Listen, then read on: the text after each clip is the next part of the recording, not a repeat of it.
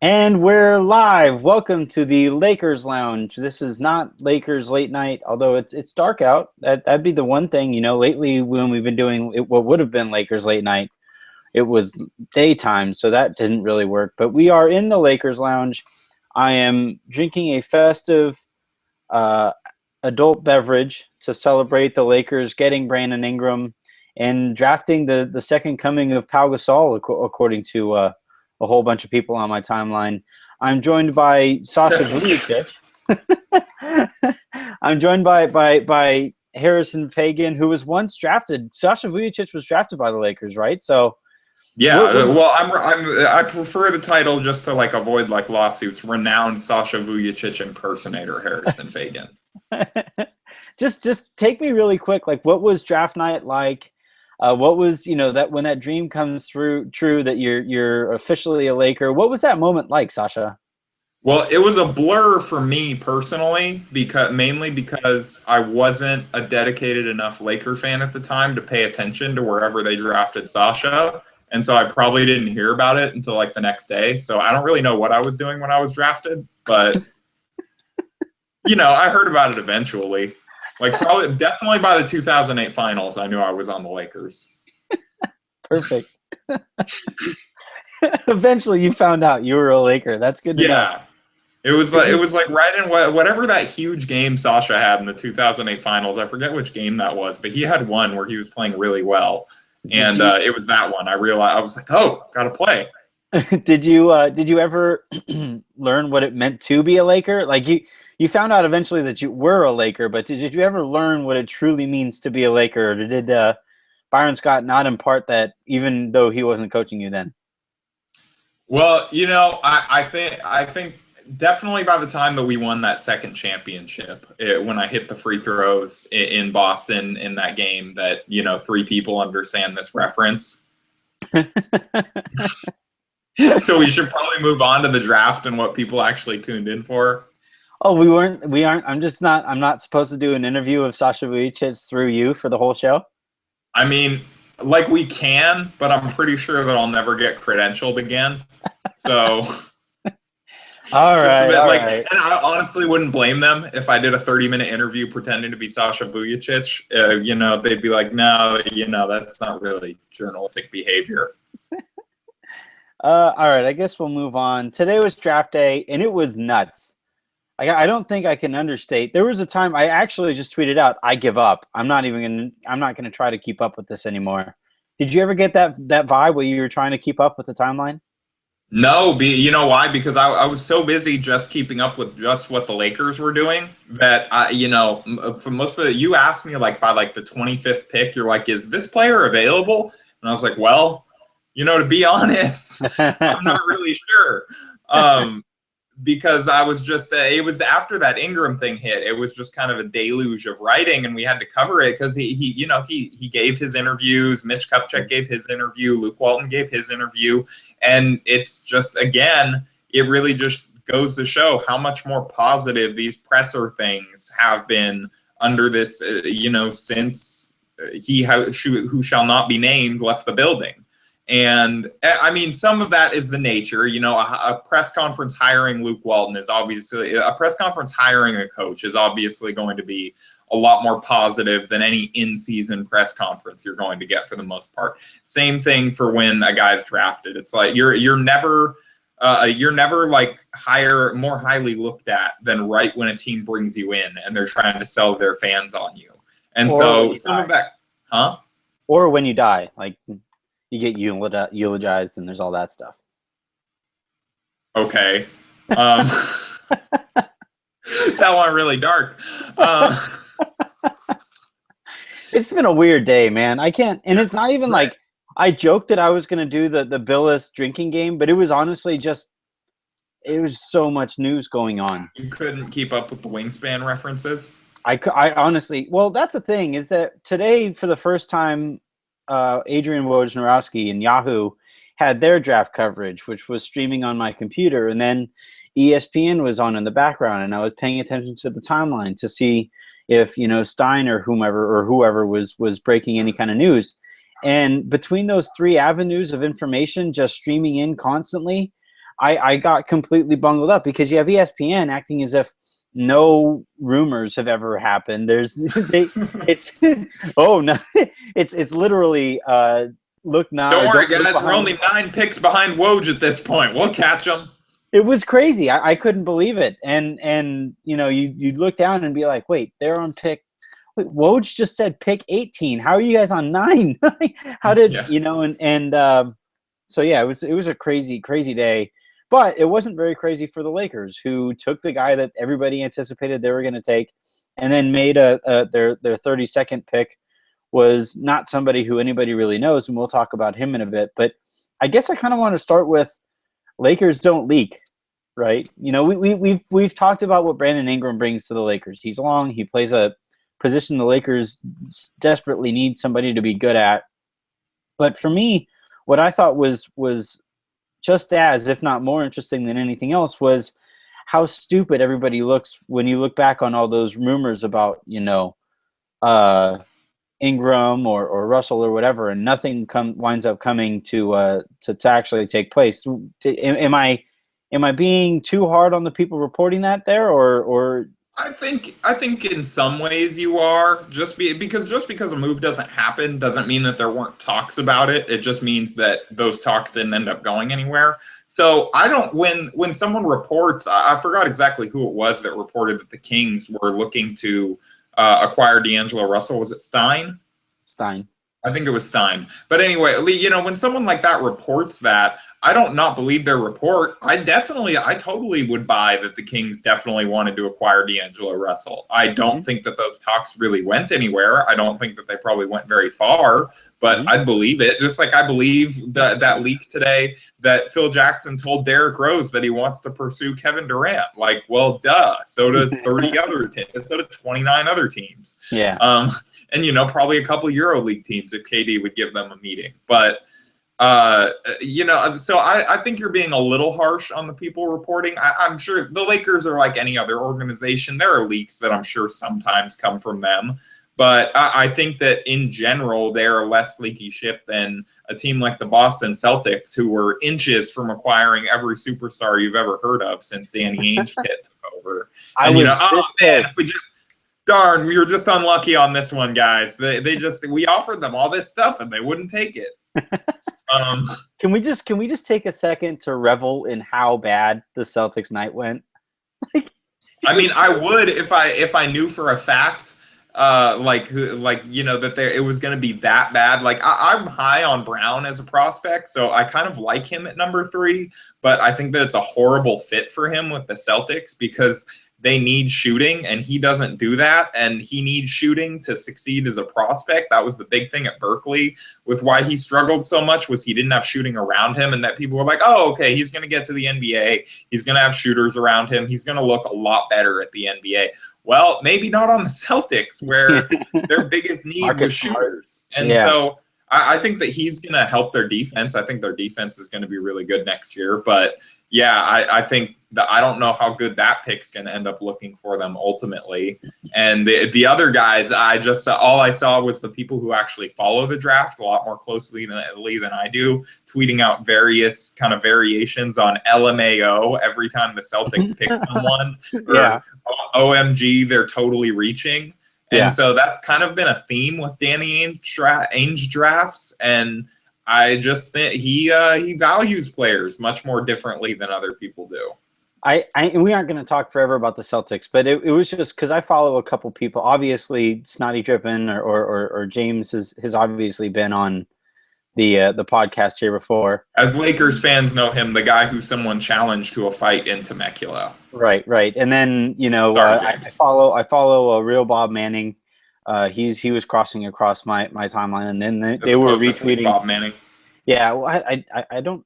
I mean, I'm not going to dog the guy, but I was seeing their responses to draft picks, and then retweeting other people's responses to draft picks, and then to start the day off, my favorite tweet of the day was Jeff Goodman saying how confident Danny Ainge looked walking into the Garden, which was just phenomenal because of how bad he's been at previous press conference. So, I mean, when you look at it, the Lakers, they had a pretty successful draft themselves, and then it's made even better by those damn Celtics having as bad a draft as I've ever seen, really. But all right, so we'll talk. I wanted to keep on going though about the media and how it was all reported, because I do take it somewhat personally when people with legitimate platforms just seem to speculate, and that becomes reports, right? And they can't help it. Like Chad Ford couldn't help that people took and ran with his sentiment that the Lakers could hypothetically do something like that. Yeah, because like, just to jump in here really quick, like he definitely, the next mock draft he came out with was much more clear, and it was pretty obvious that he was trying to keep people like knowing that it was his opinion. So I think that he regrets like phrasing his comments on SportsCenter that way, because he was just talking, and I think sometimes when you're talking, it's hard to kind of tell the line between when someone's reporting something and when someone is just giving their opinion, especially when they're switching back and forth like he does. And so I think he knows that his comments were kind of taken out of context and ran with. Right. And like I said, I can't blame him for people running with reports the way they were going to. And that's the thing, is that people at this point know, like agents in the NBA know that as soon as you tie part of an agent's job is to tie a free agent back to the Lakers, because it shows that, oh my God, well, if the Lakers are interested, then there's a reason why other teams should be interested, right? Or it might drive up prices. And then it's gotten to the point now where if you say Lakers in trade in a headline, people are going to click it. And what bothers me at this point is that people know this, and people just say a bunch of stuff hoping for either retweets or aggregation or whatever. And I think a lot of times it comes across to me as baseless, and I don't even want to say reporting, because I don't think there's any actual reporting going on, or there's very minimal reporting on both sides going on, because it sounded today like a whole bunch of teams were calling the Lakers, but it wasn't necessarily like the Lakers were calling anybody about, hey, do we want to move Russell or the second pick? Did you catch that same vibe too? Yeah, well, I mean, the report from Ramona Shelburne was that Mitch Kupchak's phone was ringing off the hook, and ringing off the hook kind of implies that, it wasn't being answered, because if the phone's getting answered, then it's not going to be ringing off the hook. You're going to be getting a call beeping signals off the hook. So just to take that literally, it sounds like they were getting a lot of calls that I think the implication of that is that they were getting a lot of calls that they weren't necessarily taking. And Mitch said, hey, we got a lot of offers for the number 2 pick, and there was nothing that intrigued us. And he's probably right. They probably got a lot of crappy offers from teams for D'Angelo Russell, like teams like say the Pelicans or somebody, like throwing their draft pick and being like, hey, want to unload this guy that keeps trying to spy on your team, right? Remember that? You want to throw him away when his value's at its lowest, right? Will this story ever go away? No, but okay, so no, I don't think the story's ever going to go away, but I do think that it's going to go away eventually as people using it derogatorily, and I think that it will continue to be a joke probably for the rest of his career. I don't know that even if he became like a top 5 player of all time, people wouldn't be making Snapchat jokes at his retirement ceremony, which, to be clear, I don't think that that's where he's headed for. That's pretty ridiculous, but so I think the Snapchat thing is always going to be around, but I don't think that it's going to be used to kind of like as a catch-all criticism for him, where it's like, oh, D'Angelo Russell's a bust, Snapchat. D'Angelo Russell's immature, Snapchat. D'Angelo Russell's a bad teammate, Snapchat. Like, and that's just kind of the primary reason for people to criticize, for people that didn't really watch him play to criticize him. Right. So I think that part of it is going to go away. I don't think that it will ever entirely go away.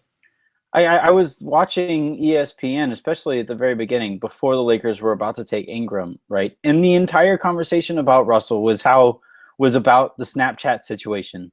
They didn't mention what he did on the court. They didn't mention any kind of, he was the second team all rookie and stuff. It was only the Snapchat story. And I hope you're right. I'm really sick of this story, especially as it seems groundless at this point, right? It's lazy on Jalen Rose and Mike Wilbon's part to just harp on a story that really out here in LA, it's become a punchline. It's not a serious thing unless you're Nick Young, and he won't be in LA for very much longer either. So I mean, to be fair to Jalen, it's easier to talk about that than players that you haven't watched ever, or because we know he doesn't watch like a ton of tape because Kobe probably wouldn't have been able to get to 81 on him if he had just like watched like a little bit more. You'd think so. Just to be, and like Wilbon, like he's a national media superstar. Like he doesn't have time to be sitting in his basement like us bloggers and actually watch the players that he's criticizing. Like it's a lot easier to just kind of like read headlines about them and formulate opinions. That was very well done. Shade mission accomplished. That was great. All right, so can you tell I've been working on it. I mean, anything else to add about Russell or Ingram or the direction? No, I think LA made exactly the right pick with Ingram. I'm glad that they didn't overthink it. They made the simple call. I like that that has this quiet confidence about him where he's already kind of mentioning offhand he wants to be Rookie of the Year. Mm-hmm. And he's been talking about, showing whatever team that picks him that they're going to make the right choice, with the implication being the teams that didn't pick him made the wrong choice. And so I like his quiet confidence. He seems like a good locker room personality. On the court, he obviously fits in perfectly with the Lakers and everything that they're trying to build. And so I just think that this was a big move for the franchise. I think that was huge. And as far as the trade rumor stuff goes, that's all. That kind of thing is not going to stop as long as the Lakers are SEO gold. Mm-hmm. All right, so I guess we'll just move on to their second round pick, the 32nd overall pick. Ivica Zubac. Did you Google how to say it? Because I looked up the pronunciation for you because I wanted to save you from that. So you're welcome. Thank you very much. So Ivica Zubac and Ivica, I think like sa. I think. Well, there we go. Almost. I tried. But anywho, they're a lot of people, and this is the thing, and this is what I was ranting on Twitter about yesterday, was how a lot of times it feels like there's a whole bunch of speculation from people that I don't necessarily put in the hours to really say the things they say about the guys that they're grading heading into the draft. I'd much rather just admit, ahead of time. And this isn't me being lazy. This is me staying in my lane. I recognize that I don't know very much about the draft. I don't think it's possible to know very much about the draft. I think it's one of the at both times or simultaneously the hardest and easiest job to do, because people know going in you're going to be wrong a bunch, but you're going to be wrong a bunch, which makes it really hard. So, but a lot of people that I found or I trust talking about the draft, Jonathan Sharks, Jonathan David Pick, and Givney from Draft Express. Yeah. All three of those guys who I hold as the best guys talking about the draft. They're kind of the holy trinity for at least Pick, especially for international guys. Right. So they all really, really liked the pick, Zubac. Yeah. And Fran Fraschilla said that he's not quite ready. That it sounded like ideally he's just 19, and actually he only played like 13 minutes a game last year for in the Adriatic League. And he played 13 minutes a game. He averaged 6 points and 3 rebounds with 1.2 blocks, but he did shoot 57.7% from the field, so that's pretty good. He's also just 19, and he's 7'1", which means that he hasn't really grown into his limbs yet, most likely. And so that he's probably going to get more coordinated as time goes on. And again, to be completely clear, I have not watched film on him yet. I had no idea who this guy was until tonight. But I think Lakers fans are going to be pretty happy with the pick just off the way he was talking in his conference call with the media. I don't know if you caught any of those quotes coming through. He welcomed the comparison to Pau Gasol, right? Did he? Yeah, he welcomed a comparison to Pau Gasol. He said that he has Kobe Bryant, Pau Gasol, and Andrew Bynum jerseys. He said he's a Lakers fan, and that for the last 8 picks before the Lakers took him, he was rooting for the teams not to take him. Says it's a dream come true, and he said he stayed up till 4 a.m. to watch Kobe's last game when he had a practice at 10 the next day. So like this guy is like the Lakers drafted a Lakers stan. I'm perfectly happy with and the other thing too is and this like is he's where gonna be walking around asking people for autographs on his first day in the facility. he's gonna show up. Hey, is there any chance Kobe might be here? But this is where there's this fine line between it getting ridiculous and it still being a thing, because I still think I think there is something to a player welcoming the title or whatever, everything that comes along with being a Laker, right?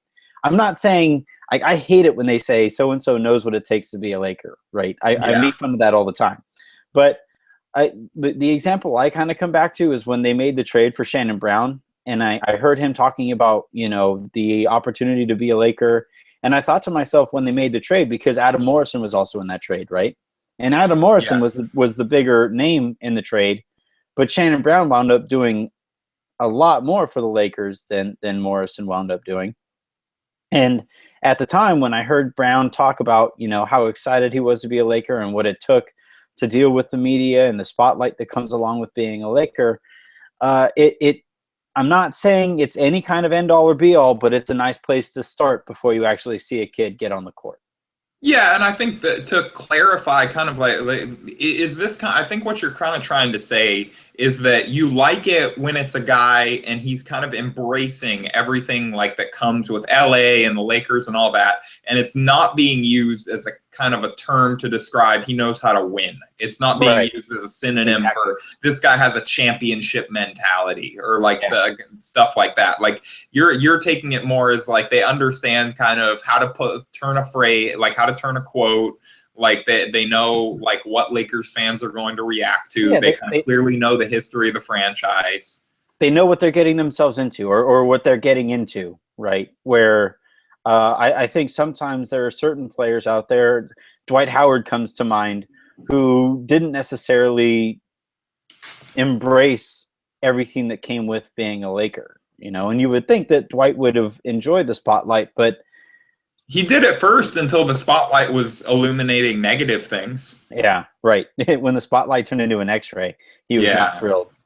All right, so I guess the Lakers right now, as it stands, have and I hate to say this, I tweeted this out, but I think this is the end of the Robert Sacre era in Los Angeles, especially if Zubac anticipates or is coming over right away.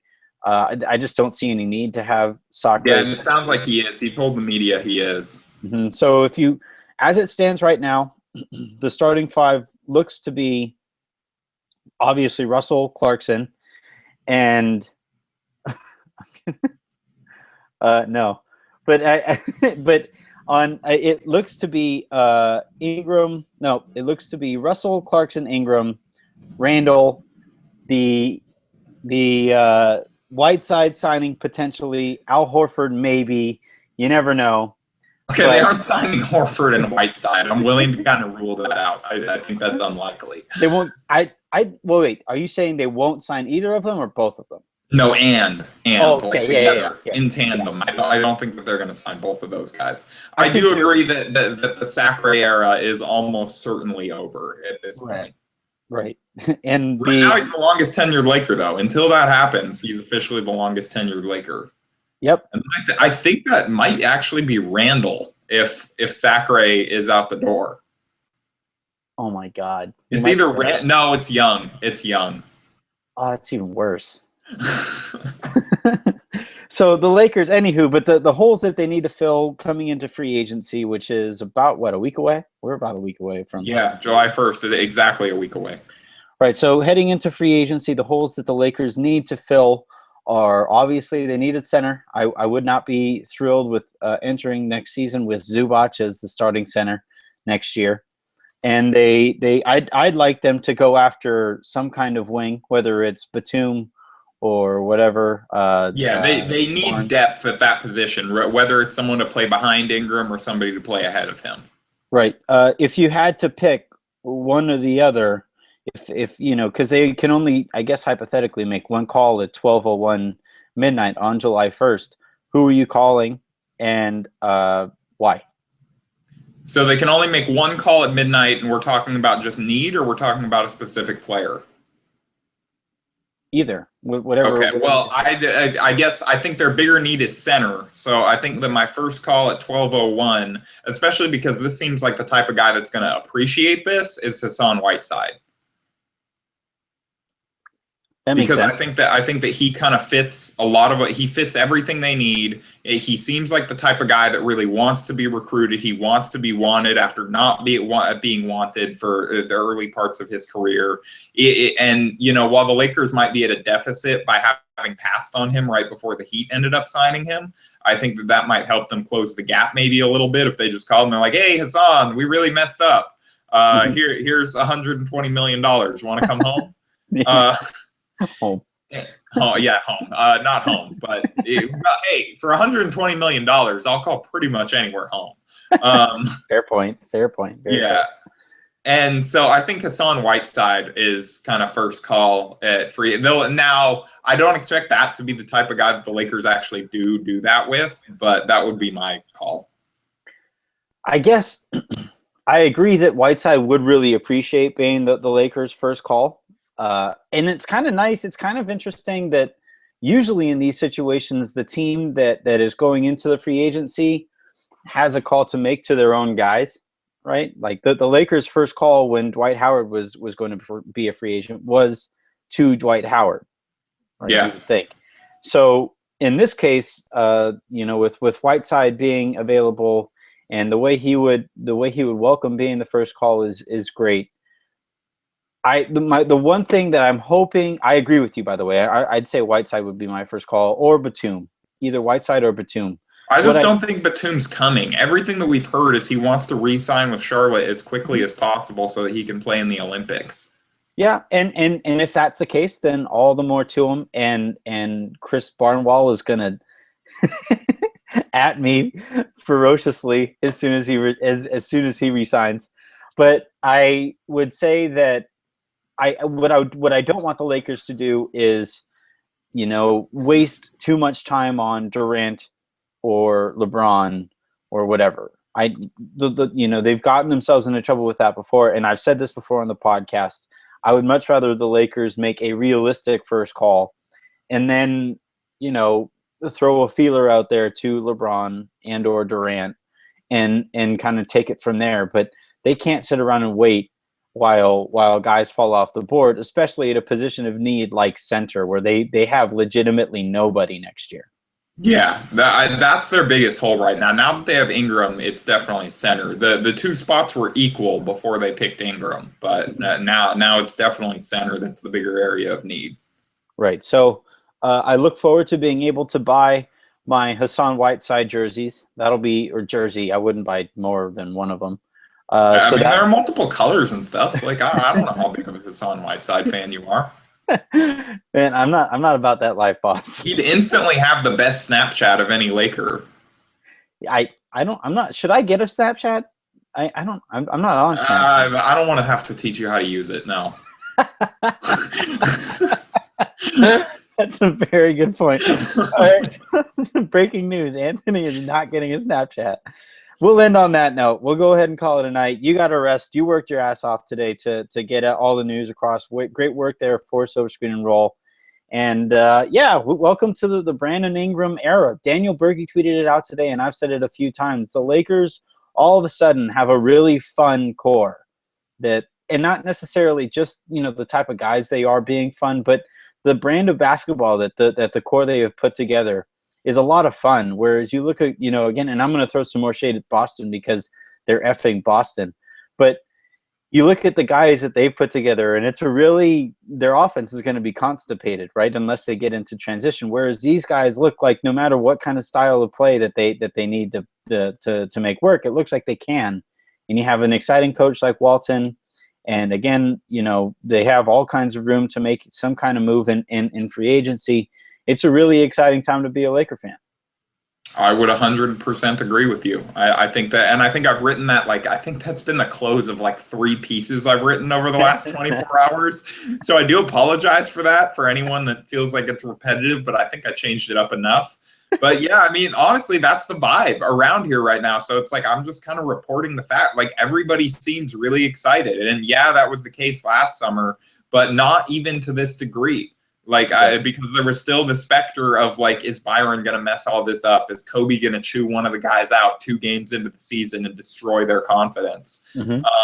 You know, there was still this stuff like kind of hanging over the franchise, and now there's none of that. It's like it's just like it's the young guys, and it's Luke relentlessly encouraging them and saying there's nothing to fix in Russell's game, and all this stuff. And there's just like I've heard more positivity about the young guys from him over the last 2 days than we got in Byron's entire 2 years. And so, yeah, I completely agree. It's and we are a week away from free agency, 2 weeks away from summer league, and you bring up last year and where we were last year compared to this year, and even with last year being optimistic compared to where we were coming from the year before that, I'd still say it's black and white. You know, comparing where we are optimistically to back then. So fun times, everybody. This was a fun show. I look forward to make sure check out the iTunes page. Dave Schilling was on the podcast last week, and he was really good. He's always really good. Entertaining. Yep, he's always really good. And then I look forward to having a few more different guests. Man, I suck at this, but I'm going to have a few more guests on the show as we head into free agency and some serious decision making time for the Lakers. As always, Harrison, thank you much for joining us, and as always, thank everybody for watching and listening. Thanks, guys. Thanks, Anthony.